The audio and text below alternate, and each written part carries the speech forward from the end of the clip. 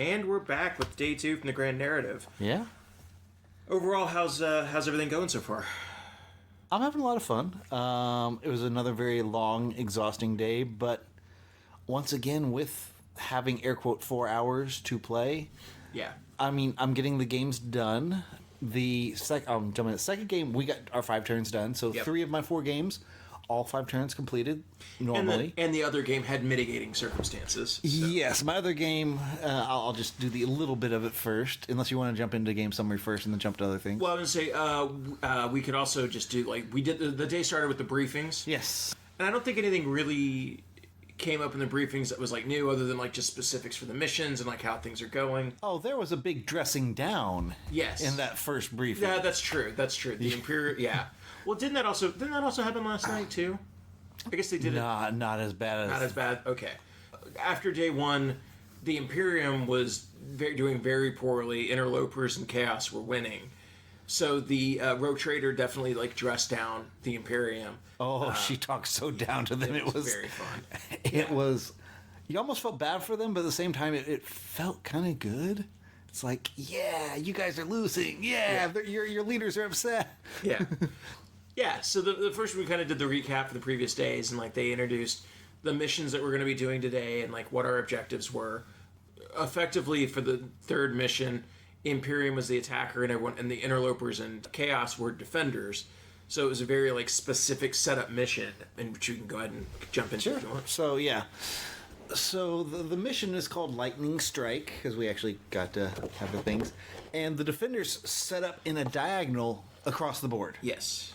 Totally across the board. It's a 9-inch from each board edge diagonal line. It's effectively the the null zone when you're doing Vanguard deployment. Yeah. And then the attacker deploys in the 2 corners that aren't touching the line. Yeah. This program doesn't let you. So, yeah, go ahead and start with the attacker. Okay. So the attackers were in both the corners, and the difference in this than previous missions I've done similar is on previous missions, you were told half of your army must go in this one and half go in the other. This one didn't have that stipulation. Yeah, you could put... If they wanted the attacker to just load up. Yeah, that's what my... in my game, that's what happened. But yeah, go on. So when this one started, though, I was in a room that had the bigger room, so they had the 20 tables, so you had 2 cards of each tarot. And we had a few people on our side that did not, an interloper side, that did not have opponents. So we were looking around like, well... And it was funny because we had 3 Votann side by side on a table, and only the guy in the middle had an opponent, which was guard. And so my army is like 2 of everything, 2 land for it's duplicated. Yeah, like my old Slaanesh lists. When Chaos, you could only deploy half your army. Anyway, we got talking. We're like, well, we'll probably have to have a 2-on-1 here, so I'll join up with you, and we'll have 2 people with guard. And this is a guard player that's listened to the podcast and has been a fan, and so it would have been fun. We talked to the Vox Localum, and he said, no, you have to stay with your tarot card for your opponents.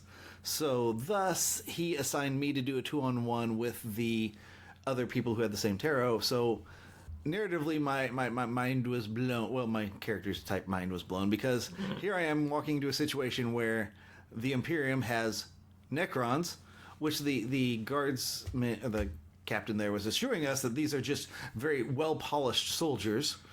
Pariahs. Have you heard of them? Sorry. And the one I was supporting was Slaanesh Chaos Space Marines. Again, you should join Chaos. No. We've got extra... cookies? We got cookies. Give you a nice dagger. I got a Nurgle dagger that you can get. So here's the frustrating part. Is like in our room, they said, well, we need to wait till 10 a.m. to start. Yep. And they said, okay, well, you can move over here. And it might have been fine if we had like 2,000 points, and I have 1,000, my opponent has 1,000, and the other guy has the normal. But he's I don't know which one wanted to do more. I think they both did. So the Necron could go up to about 2,800. So I had to take 1,400 of Votann with 1,400 of Slaanesh, and that's how we did it. And I was a little leery because it also relist building in the middle of the time. We didn't get started until 10:30 then. I think when I came down, when my game was over, to like see where you guys were at. I think you were on turn 2, Maybe. and like yes, you definitely got a later start. I will do the air quote spoiler. We only made it through 3 turns. Wow. And well, it's partially because it's a good one, game. we started late because they were re-list building, Team games are always slower. and part 2 team games, and part 3 by upping the points, Yeah. you added more models. Yes. More models means slower game.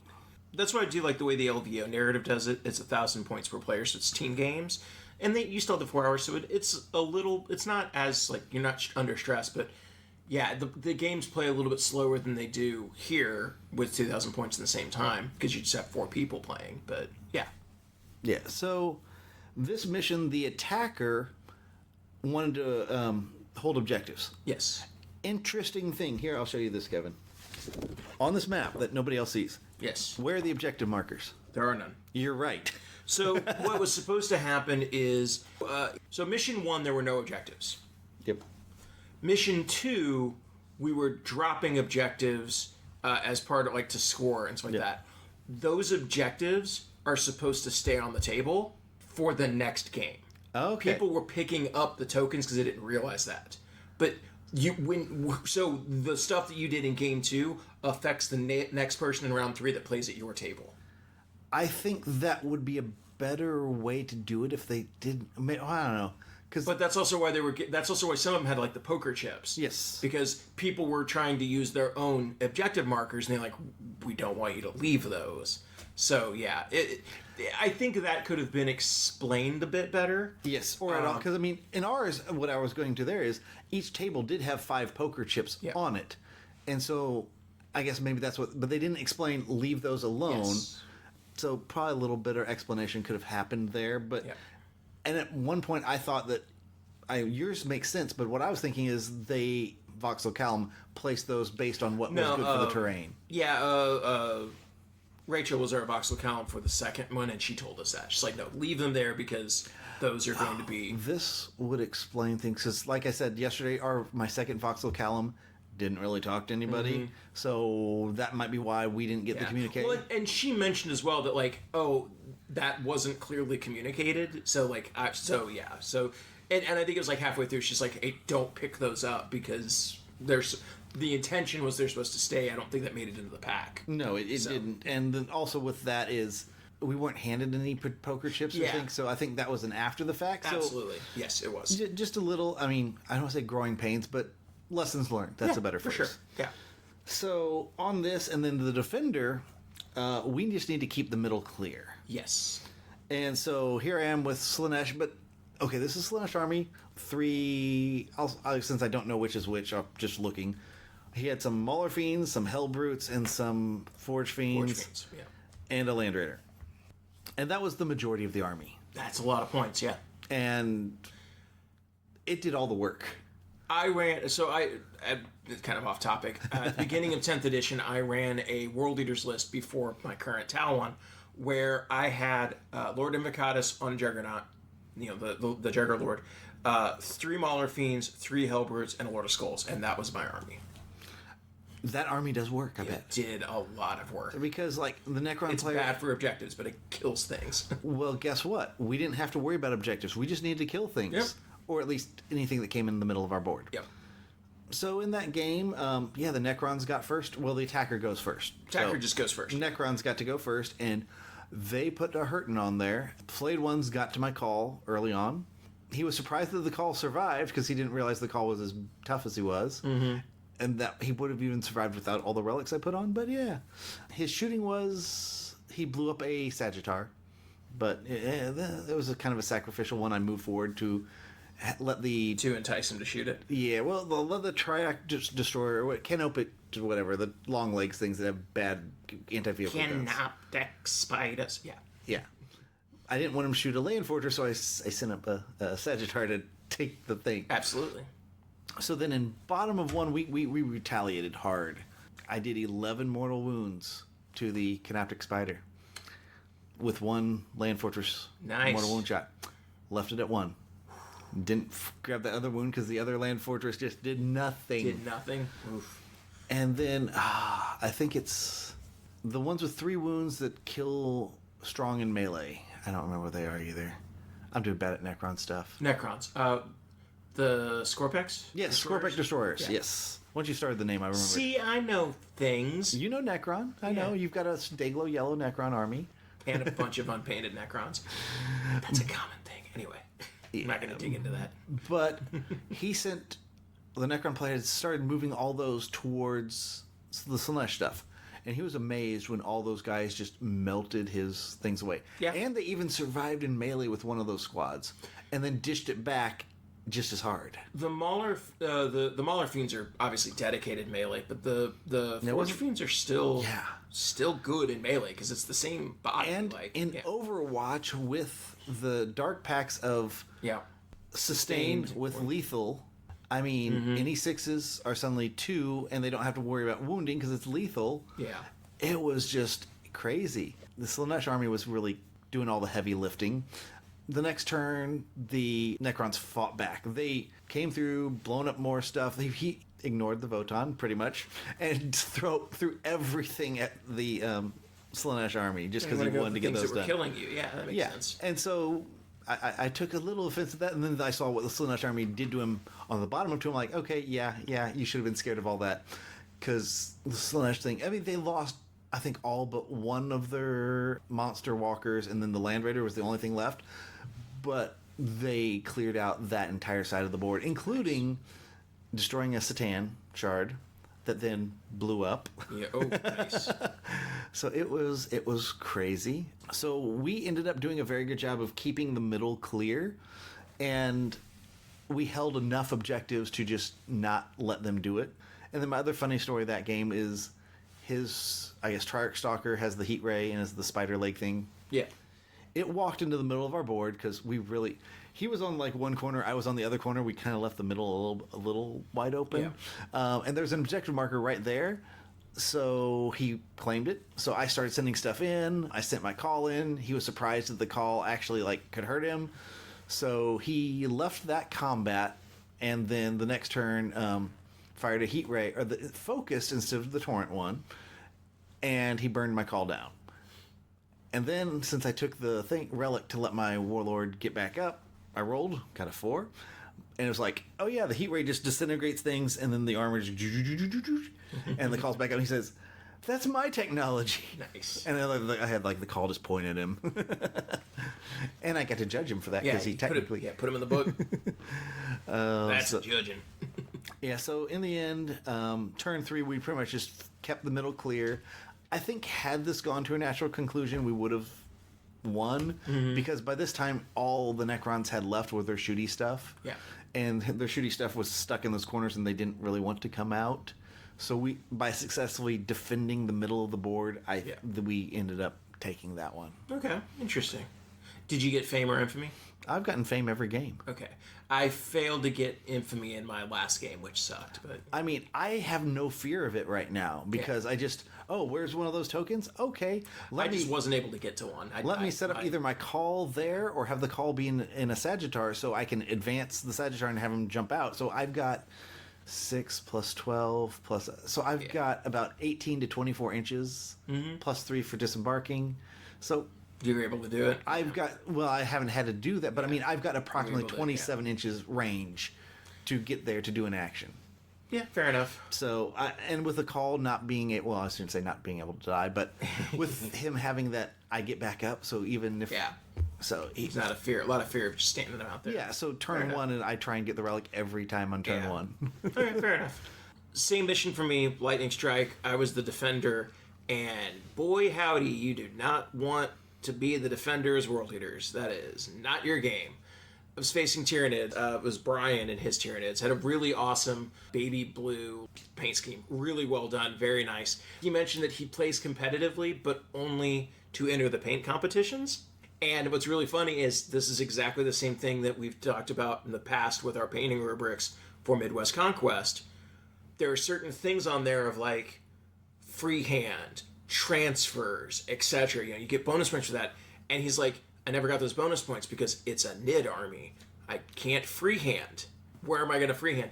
So what he did is he put almost every big monster had a Lamenter's Space Marine corpse on the base. with painted yellow with the hand drawn like checker pattern, and I'm like, that is brilliant. Thematically appropriate because Lamenters get murdered by Tyranids all the time in lore, and also it looked good. And he's like, yeah, and it's a spot for me to do freehand and this, and they're like, you know what, that makes sense. That I get. Well, that's wonderful. Tyranids are really friggin' good. Yeah, I mean, I know we how talked many about times have I told you that? No, from and that's and this was a very, I wouldn't say like it's completely optimized because I don't want it to sound like, oh, he brought a beat stick list. He brought a very well like balanced list. Lots of synapse, lots of synergies, lots of creatures that do auras. So almost everything on the board was sustained hits, lethal hits, and like -1 to hit. Yeah, that sounds like Tyranids. I face that all the time. And like that becomes a very uphill battle when you have to do everything in melee, because it's like you have to get close, so you're hitting all of those auras, you're hitting all those things. And he mentioned, he's like, I would have felt much better on this mission if I was the defender, because he's like, I don't know that I have the offense to take you down, and I'm like, I think you do, and I was right. I think he does. But he was like, I would much rather have been the defender. I'm like, I would much rather have been the attacker. He basically, you talked about like the unbalanced deployment. He basically put his Gene Stealers, and I forget who it was. It wasn't a Brood Lord. It's one of the other HQs, the little small gribbly HQs. Basically put him on an objective back there and was just holding that objective. Gene Stealers ran forward on the back of my lines, and then everything else was parked on the other side, and came in from that side. Killed things pretty quickly. Like, it was back and forth.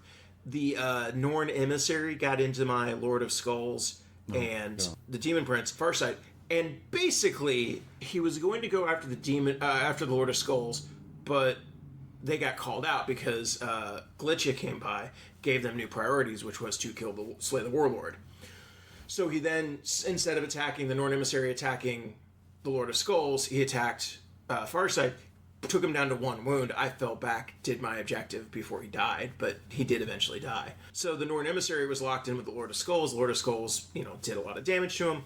Later in the game, he had him down to 2 wounds. The Lord of Skulls goes and makes, because there's also points on the board where you can put down where you can reroll ones. Mm-hmm. So I put one of them down next to the Lord of Skulls because I'm like, shooting or melee, I want him to reroll ones. And it's like, I'm not going to move him around that much, so he's going to park here and just kind of be a gun platform. So he's on the point where he gets the reroll ones. I get 5 attacks against the Norn Emissary. He has 2 wounds left. I'm doing the strike attack, so it's strength 16 or something. I roll, it's 3 to hits, and re-rolling ones. I roll 5 ones. Okay, it's fine. I get to re-roll ones. I re-roll them, 5 ones. So I've learned Kevin is good at Yahtzee. Well, so what's really funny is I basically am assuming that the Lord of Skulls just hates dice probabilities. Because later in that game, he got hit with some shots from something else. Because he did eventually kill the Norn Emissary. But he got hit with shots from something else. And he had 19 wounds. And 19 wounds get through. He has 19 wounds left. He gets hit for 20 damage through a couple of shots. Because it was basically the psychic glass cannon shots that do D6 plus 3 or something. So it was 20 total wounds. So I was like, I am fine. I just need to roll 2 6s on 20 dice. 21s? I didn't roll 21s, but I rolled 0 6s. That sounds about right. So, yeah. And then, of course, I was like, well, shoot. All right, does he blow up? Oh, there's my 6. Cool.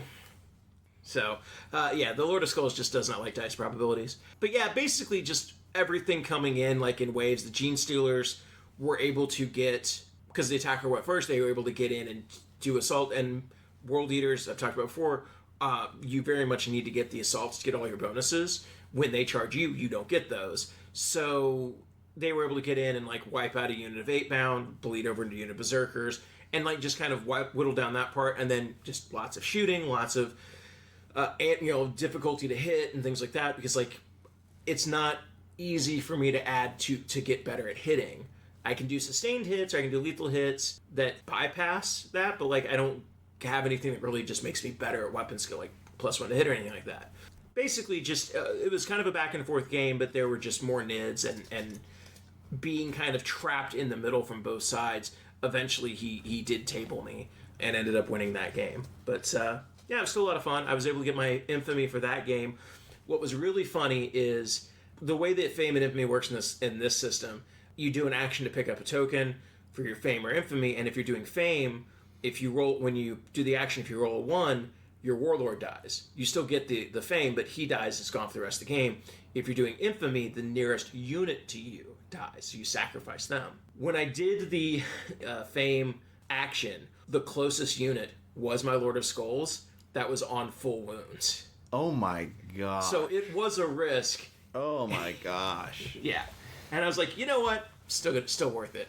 And I didn't roll the 1, so it didn't matter. Okay. But yeah, I was... Maybe that's why, now I think about it, maybe that's why the Lord of Skulls decided not to hit anything, because he knew I tried to sacrifice it, or was willing to sacrifice it. But it was great. It was a great game. A lot of fun. That was our round 2. After that, we had our briefings, and Imperium cleaned up, apparently, in the morning, which makes sense, because as we talked about in the past, the way these narratives work, if one faction is falling behind, then missions are kind of designed to help them come back. Yeah. And you know, like in this case, they were the attackers. The attacker has a clear advantage in this Yes, mission. so much of it. And the rogue trader came in and she was like, huh. If you guys just want me to talk rough to you, should have said it right away. It sounds worse when you say it. We'll just put it that way. That's Okay. all I'm going to say. So, Imperium got... Did they get 1 key or 2 keys? I think they got to 2. I think they got 2 keys. Yeah, they got 2 keys that time. Because that's when we started getting even again. Yeah, so that got everyone even. Oh, wait, no, I think they were 1 behind still. That maybe they only got 1 then. Oh, and then they got 2 later. Yeah. Oh, that's right, they got 2 at the end. Yeah. So they only got one key, so they were still behind. So they had 2, 3. No, they 3. They would have 3, and then Chaos and the Interlopers each got another key. Glitcha came out and was talking about how, what are you guys doing? You're supposed to be fighting. Like, what's going on? How come you guys are getting crumped instead how you guys of are crumping? getting, instead of crumping, how come you guys are the ones getting crumped? And then our Chaos Lord came out and was like, yo, what the hell? Like, oh, I see you do good for the other gods, but you just don't want to do anything for Nurgle. So, because the Nurgle was our god for the morning. Another daggers like that, get a little bit closer to the relics getting out, and then they gave us our room assignments. We went to the next rooms and started the next game. I actually wound up in the room that you were in. Yep, which was kind of funny. Yeah, in the table right next to where I would have been. Yeah, which was actually nice because both rooms that I was in, there was a table next to me that was empty, so I was able to set like the armor and stuff down. Yeah. And like leaning it up against there and kind of get it out of the way so it wasn't getting kicked. There wasn't any spreading out is very important, because I will say that was one of my gripes on that previous mission. Yep. Because like in that room I got moved to a spot where there's 3 tables. Yeah, and you were in the middle. And we were in the... Well, even on the people on the edge, they would have to walk all the way around. And since it's not a this side, that side, it's you're on both sides, we had to... And especially a team game, we had to navigate that back and forth. So spacing, having the table extra space is nice. Having just a way to get around most of the table is not to completely toot our own horns, but I'm absolutely going to. Midwest Conquest is the only tournament that I think does tables right, where we set the tables up separately and you have a 360 space around the table. Do we no scope it? I mean, it's just one of those things where it makes it so much easier. You have the tables are wide enough that you can set stuff down and you can walk all the way around the tables. And we specifically set it up. We could put more tables in, but we'd have to slide them together. So we specifically separate them so you can walk all the way around the tables when you get these missions like that. Just makes it easier. And I get it. Like, obviously, space and stuff is limited. But, like, if you're trying to... Tournaments that try to maximize, like, for space, you end up having it kind of be inconvenient for players. LVO last year, when I walked into the main hall for that... and you'll get to see it this year, the rows for tables for the competitive are like 6 tables wide, like 6 tables like right up against the other. If you have to walk to the other side, you have to walk all the way down, like, and around. Like, it is... You know what that reminds me of? War Games Con. Yeah. The one time I went. It was the old folding tables. Yep. Probably 6 of those deep. And you know what my solution was on that? Just just move stuff over there, please. I crawled under Crawl the under table. I'm not doing that. Too old for that. That was also when we were first getting into the game, like 10, 12, 15 years ago. I'm getting too old for this shit. Yeah, I mean, we both have been saying that all weekend. Yeah, the freaking cosplay armor is heavy. I get why people don't 3D print full armor. Yeah, but you learn. So our next game, I was facing against Alex and his Space Marines, which I was very happy because it was the first time that I had actually had to fight Space Marines so far, which was good. This one was called... Oh, that was the big thing that came out of the briefing from... Sorry, I was looking at the mission and I remembered this. this is the big thing that came out of the briefings, is we have lost contact with the two systems that they're calling England. I forget what the names of the systems are, because it is late at night. And those guys went to bed. So we lost contact with them, so we need to reestablish contact. So everybody was trying to light the beacons, which was the name of the next mission. This mission, there are things about it I like, there's things about it I didn't like. There are no deployment zones. Yep. Everything that you deploy, you just put a unit down, and the defender drops a unit first, and then you can drop a unit anywhere on the table outside of 3 inches of your opponent. Mm-hmm. If you drop it within 9, you take D6 mortal wound. Reward. Yes, so risk reward. I will say this, you do not want a World Eater's army setting up 9 inches away from you. No. That is very bad. So I was able to set everything up right at 9 inches. I did put a cultist unit at 6 inches because I wanted to position them in a specific corner to be able to do the objective, and I was like, it's only D6 mortal wounds. It will not kill the unit. I will still get the action off. They are 65 points. I do not care how many of them die. And I lost 2. Okay. So it wasn't bad. But everything else I set up within 9. But because I've not been worried too much about the Crusade stuff, I haven't really been paying any attention to it. I got some blessings because the other guy had been. I took the blessing that gave me 3 units that could scout, plus my 2 8-bound units that could scout. So I had 5 units that moved within 3 inches to start the game. But this was the thing. It's and I told them, I put in this, I'm going to do this because it's being hyper aggressive. I'm going to move within 3 inches. And I hope to God I win the roll to go first. Because if I don't, I'm dead. Okay, and that's exactly what it was. That game came down to who went first. And that's because I hyper aggressive. If I think back to previous editions, we felt that way about just previous editions in general. But so the thing about this is that this felt like it was that way because I chose to make it that way. I actively chose to hyper aggressively deploy. Right. And it could have backfired. It wasn't as much of if you don't go first, the Imperial Guard you were doing risk reward. Yes, exactly. So I got to go first. And I ran up and I basically got into several melees, and it was very interesting. So Mauler Fiend and my Exalted 8-bound went up and just tore his Land Raider apart, which I needed to do because it was the bulk of his shooting, and it had his Blade Guards, and I wanted his Blade Guards stuck in the middle so they couldn't run around and do stuff. So I basically wanted to try to bottle them. He put some aggressors down, and Berserkers ate those guys alive. My other 8-bound wiped out a unit of Terminators.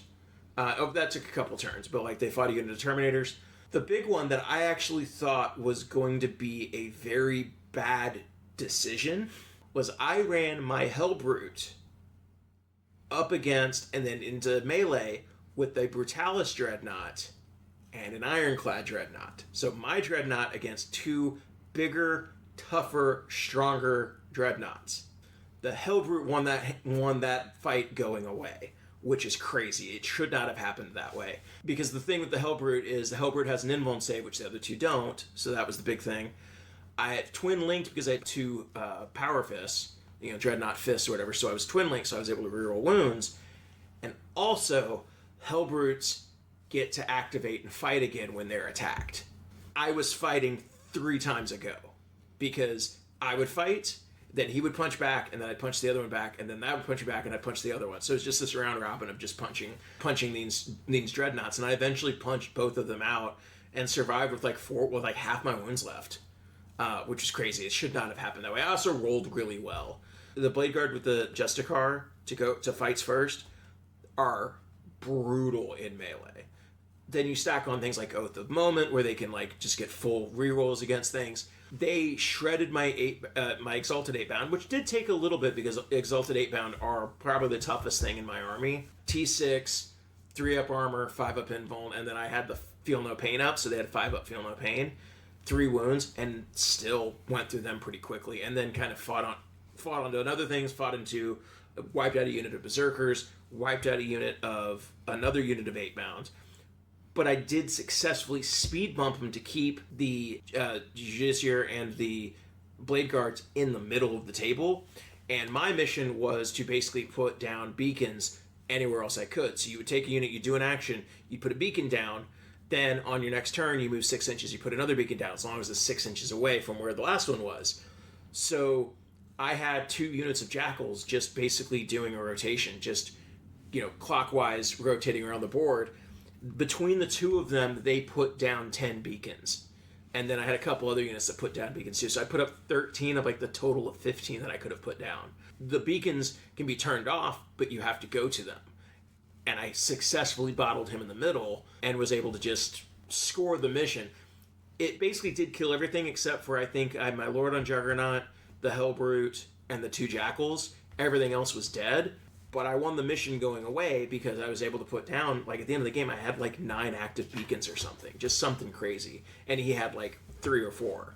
But it was a really good fight. Alex came over from France for this, so it was really cool to see that people are traveling international for the Grand Narrative. I thought it was very cool. It was a very fun game.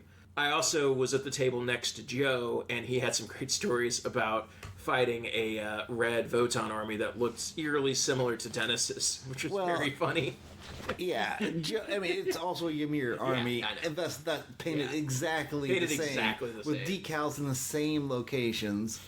And the funny thing was, Joe sent me a picture saying, "Hey, I did it again," and I just thought, and I read it to my opponent and showed him the picture. Yeah, he's just trolling me. This is a picture from Dallas, but nope. Then when I saw Joe afterwards, it was oh wait, no, he did it. He fought another Ymir army, and he also lost a knight to one of the land fortresses backing into him. Hey, you got to listen for the beeps. Don't stand behind things. Very funny. Oh, and I didn't get Infamy that game because Farsight died very quickly. I stupidly tried to have him assault a Vindicator, and the Vindicator just shot him in the face. I wasn't able to do enough damage to kill it, and then it shot me in the face, and I died. So how did your game go? So ours was interesting because we all read the mission and we're like, what? This makes no sense. So everyone kind of just paused until we got a ruling because the way it was originally said is you did the action, you put it down, and then on your next command phase, they go away. If you're on it, it goes away. And then we got the ruling, it's supposed to be if your opponent gets on it. Same. And the other one that we had the ruling on is you just had to get 5 victory points for each sector that had one, to a maximum of 15 for yours. Interlopers got 5 for each sector that has 1 or more of theirs, and none of the opponents. So ours was a little harder than yours. Yeah. And then, Imperium just had to have in the middle. Yeah. Imperium's one did not say to a maximum of 15, but we checked on that and they said, no, it should have said that as well. So, proofreading, but the fact that we have bespoke missions that are changing, although now from our previous conversation here, it does say sustained orders. At the end of the battle, leave all objective markers in the current position. Yeah, so it was on that one. It should have been on the other ones as well. So again, inconsistency. Well, not just that, is we didn't understand really what this meant. And we use our own, Mechanicus used his tokens, I used mine. So it wasn't the signal beacons, it was the objectives that were already on the table. Yes. It could have been a little bit clearer, but Well, it makes me feel a little bad that since I used mine in this one, there's no objective markers on that table because, we picked them up because...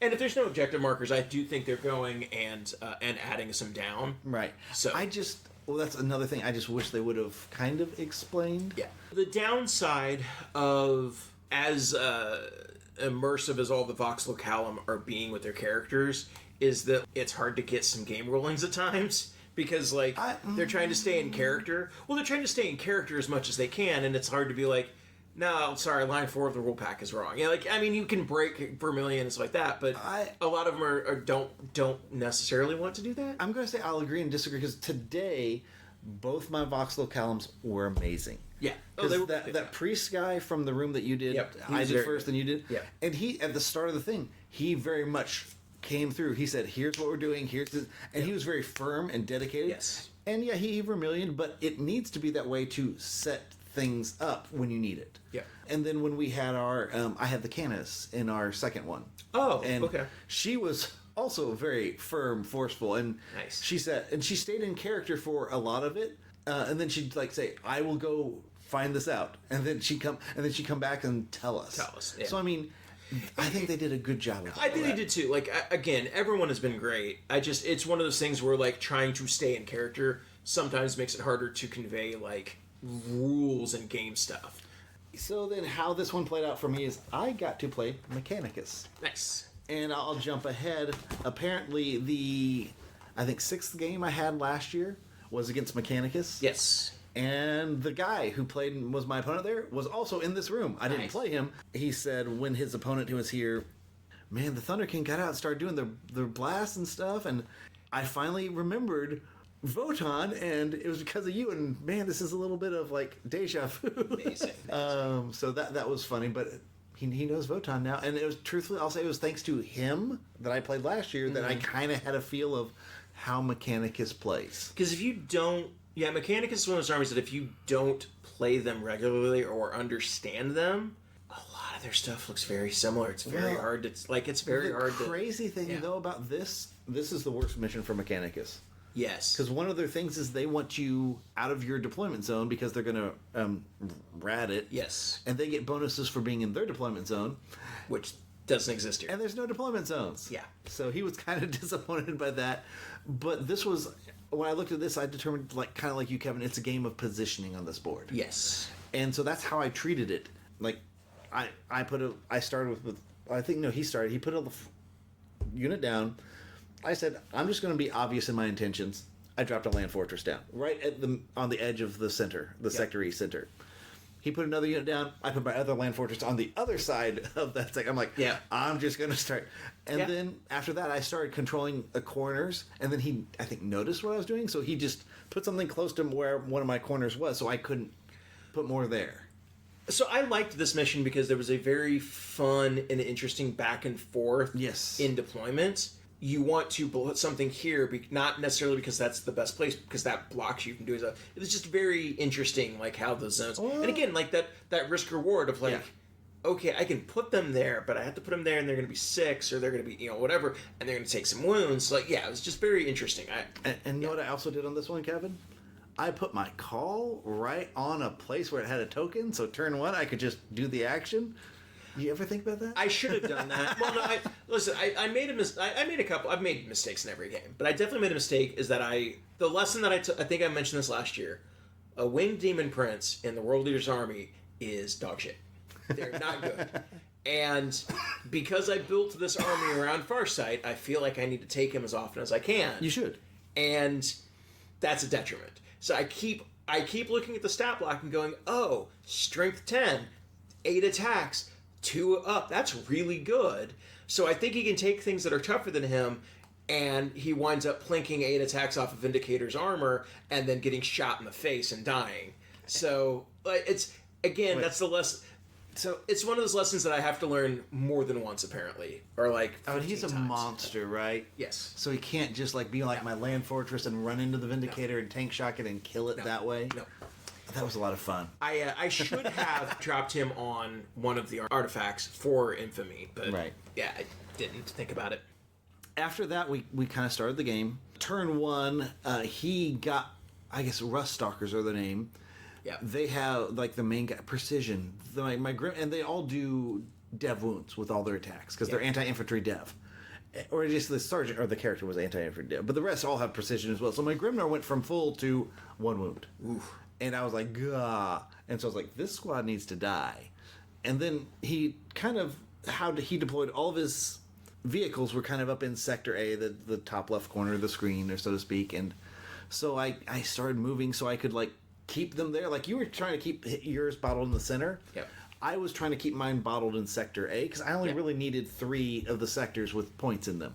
So my goal was to take him out of Sector C and take him out of Sector D, which is the 2 bottom ones close to my board edge. Well, it kind of failed. But at least I then locked him into combat so his Rust Stalkers couldn't get anywhere else. And then on the other side, I decided, so he didn't come after the guys I wanted to place beacons. I sent my Sagittar up to tank shock his tank that was right in my face. And it did nothing really. But, and then his turn happened and he was also very ineffectual. So we had some slap fights. Next turn we came through. I was able to clear out the bottom sections. But he was overrunning the middle then. Mm-hmm. I guess, they're not knights, but they're guys on horseback from Mechanicus. The Cerberus Raiders, I think? Maybe, Raiders sounds good. Yeah. And he decided to bypass all of my stuff to either go past me to put a point down, or to have them go assault my other things in the Sector B corner because I had nothing else there. Yeah. He did not wipe me on the Sector B corner, so I stayed there and I out OC'd him so I could keep that one. Because objective control was huge in this mission. Absolutely. Then after that, my deep strikers could come in turn 2.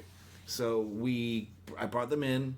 Neither one really did anything because the stuff they were going to go after died. Namely the stuff that was harassing me in Sector B and the tank. Mm-hmm. And that turned out to be a good thing. Because now they weren't out of position, but they were creating another 9-inch bubble you could not deep strike into. Yep. And so the Mechanicus could not drop in their winged guys with flamethrowers close to anything of mine. Yeah. That, I think, was where the game was turned. Because if he had been able to drop them in my back lines like he wanted to do, the Warriors would have just started burninating. Oh, yeah, they would have burned it because, yeah. So that's where the game turned. And then after that, it was just, I got rid of his vehicles, got rid of those flyer guys. And my strategy then was once I had the bottom, it's just to start denying the middle. So like you were trying to now keep them in the middle, I was trying to deny him the middle. Yep, fair. And so I got rid of his points. He would then send his guys out, make more points. I would get rid of those points, and it got to be a point he just ran out of men. Yeah. So far so until at the end he still had like 2 vehicles and a bunch of chicken stalkers. Because I got rid of the last cannon ones early, but the other ones came in as reinforcements, strategic reserves. Which also, that's another thing. You can come in anywhere. Yeah. There's a really funny, back in the Mission 3, there's a really funny reserves reinforcement story that I'll sell, but I'll let you finish your game. Sure. And so, remember that. Yeah, so in this one, we just kept pushing him back until at the end of game, all he had left was 2 chicken stalkers. I asked him, like, do we want to just call it here? Because here's what's going to happen. He says, no, I want to kill your 2 Thunderkin. And so, the last 2 turns, he killed the 2... Because they were down to 1 model in each of the 2 squads. And I'm like, yeah, I can understand the spite and revenge and judgment that you have. If anybody understands spite, it's you. Your army. Yes. Your army, not you. Not you. You're a pleasant person in real life. I try. So in my game as well, like towards the end, it was pretty clear it was going to be like I was going to win. I think at like top of 4, but we played it through to the end of 5 because he wanted to do his objectives and stuff for secondaries and stuff like that. Fair. And he wanted to get a couple of kills and a couple extra kills. So I was like, that's perfectly fine. We'll play this out. We have plenty of time, so that was good. In round 3, our Chaos Battle Group was facing a battle group of Nids.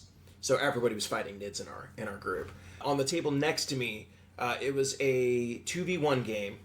The Chaos player, but it had Slaanesh army and like standard kind of Chaos list. The 2 players that he was fighting against each brought 1,000 points. One had the Biotitan, the Hydrophant Biotitan, and like, I think 3 Zoanthropes. So 4 models.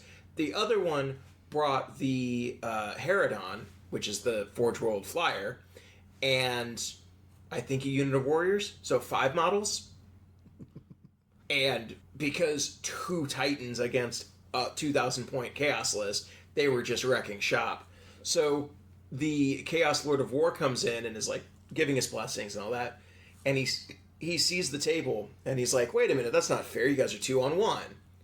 You need reinforcements. And this was Nurgle's mission, whatever. It's like, so he looks at Joe. So Joe has his Nurgle Chaos Knights. And he looks at the table and goes, sir, that knight deployed in this game? And he's like, nope, he's already dead. He's like, that knight is summoned to this table. So they brought Joe's Porphyrion Knight. And that Porphyrion Knight proceeded to get some work done. It should. Yeah. So I thought it was very funny. And Joe was like, oh, that's great. That's perfect. I will do my other story with Joe's and his knights there. Chatted with the other Votann after that game because we stayed around and socialized. Yeah. And I think he's convinced me that since he's also Ymir, I'm going to cross Joe's knight off of my list of grudges because he was killed by Ymir. So, good job. One off the book. Teamwork. Yes. Yes. See, you should join Chaos. We also work as a team. We're also trying. So one of the meta stories that's going on with the interlopers that the Votann that's like breaking away is the interlopers or the Imperium. I don't know. So there's like apparently like a group chat with all of the Votann players. It's our secure channel. And one of them has decided that he wants to either leave the Imperium or Interlopers, whichever one he was on, for Chaos. He's also not in the chat. We just talk about him there. Right. Right, which is funny. And then there's also another Votann player that was literally selling victory points in his games. Okay, so that's fun. That's hilarious to me. Okay, do you want to know who it is? Yeah. The guy you rode on the plane with. So he was selling victory points. So he's like, yeah, I've lost all 4 of my games, but like I got like 2 free meals out of it and all that. I was like, you know what? That's great. Like, you do you, man. That's awesome. Well, let me look this one up quickly. So we're going to call him Ironmonger Tor Woodbrook. Or Wadbrook. And so here's his story, because he says all his games, he's here in the narrative to just have fun and just kind of, I don't want to say be silly, because he's a very competitive player. He's a very good player, yeah. So he's doing this, I don't want to say to handicap himself, but to just kind of have fun. Yeah. So his first game, he made a deal with the Chaos player, saying, I'll give you the 5 victory points, which will get you the win. But your next game, you can't use dark packs. Yeah, that's what it was. And I think I said that, but there's no way to prove that Chaos won't go back on his word. But I think he did. I think he did, because in my 4th game, the 4th game today, the Sisters of Battle I played against said, "Oh, wait, who's the Votann that gave away or that sealed the dark packs?" That's amazing. And then everyone pointed to him because we all knew. Yeah. And they said, thank you for the win, because apparently that Sisters player curb stomped the Chaos person because they can't use dark packs. Use your army faction. Oh, that's so good. That's so good. So that's one of the. And he mentioned he sold victory points in one of the games, like victory points to win the game for like the guy buying him dinner or something like that. Like, hey, we're going out. Well, you buy me dinner. I'm like, that's awesome. He also has a really cool Votann, as he's calling it, Squat's army. Yeah. So he's used the Squat Prospector models. Yes. And like converted them with the weapons. And then also, this is something that I might actually do. He converted all of the Pioneer jet bikes into trucks. I mean, when I first heard about that, I thought they looked good. I love the idea of trikes. Yeah. But after I saw the Pioneers when they actually made them, I was like, I actually really like these. I don't hate the Pioneers, the jet bikes, at all. I liked the look of the trikes, and bonus point, 3 contact points on the base. I mean, that is my gripe about the Pioneers. That's why I was like, I might do this conversion when I build my Votann army, because I have to fly with this army. Yeah, well, and 2 of the reasons I am not running Pioneers here is, 1, I'm just not having fun with them right now. And 2, which is kind of also another equally reason, I don't want to have to keep on trying to fit them on the bases, because 1 contact point flight, even in a KR case, that 1 contact point is just too few.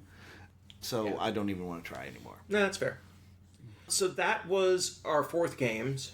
So I've got 4 victories, 4 relics. Did you won all 4 of your games? I've won all 4 of my games. Okay. I've got relics 4 times. I finally got a win.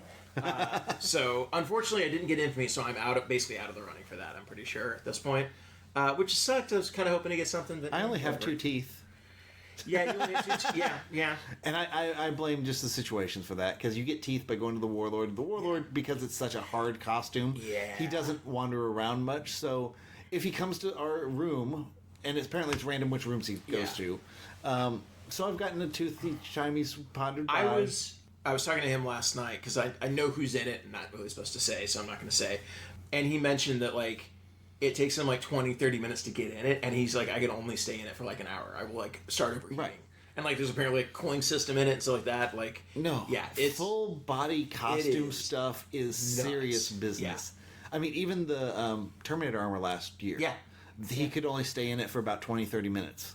Yeah. And for both the Big Mac and the Terminator, there's no mobility. I did. It's really funny is I was talking to him, was like, I don't know what we're going to do next year to up the skill list. I was like, Dreadnought. That's the only way to go from here. And he's like, I could do Dreadnought armor if they put like a little like TV and a chair and stuff in there for me to like kind of chill out. Dude, that would rock. Right. And I was like, well, in Universe, to get into the Dreadnought armor, they kind of do that for you. You just have to meet some pre-existing criteria for that. And he's like, I don't want that to happen. I don't want them to cut my legs off. He was like, they plug you in, It's kind of like you're in your own like personal like living room, just chillaxing. You don't really realize what's going on. You don't realize you're dead. Oh my! Very fun. We did our final briefing at the end. Zoggett? Yes. Yeah, Zoggett, the Gretchen, the Grot that is working with Glitcha is like plotting to maybe hinting that he might try to double cross. I don't know that he's plotting as much as... Well, he came out and he read a very sad poem that all the other Grots are dead except for him, and now he's scared. And so that seems to be his motivation on why he might do something. There might be some double cross coming. Yeah. But everyone felt sad for... He's kind of become a mascot character. Absolutely has. One thing that was very cool that they did this final round is when they did the dagger or the key or the power cell, they called up parts of the battle groups and were like, all of my ecclesiarchy. So, like, Sisters of Battle. Oh my gosh, there were so many. But then it was also, like, everyone on... Shiny Boys. The Shiny Boys, yeah, all the Necrons. On the Interlopers. What was the ones for the Chaos? I should know that. Nurgle. It was all the Nurgle ones. Yeah, it was all the Nurgle worshippers. So they all walked forward, and then, like, they did a little thing, and then he gave one of them the thing I like about that is it's very audience inclusive, because we started out with just a kill team person. Yes. And then it was someone who's done well in the battle.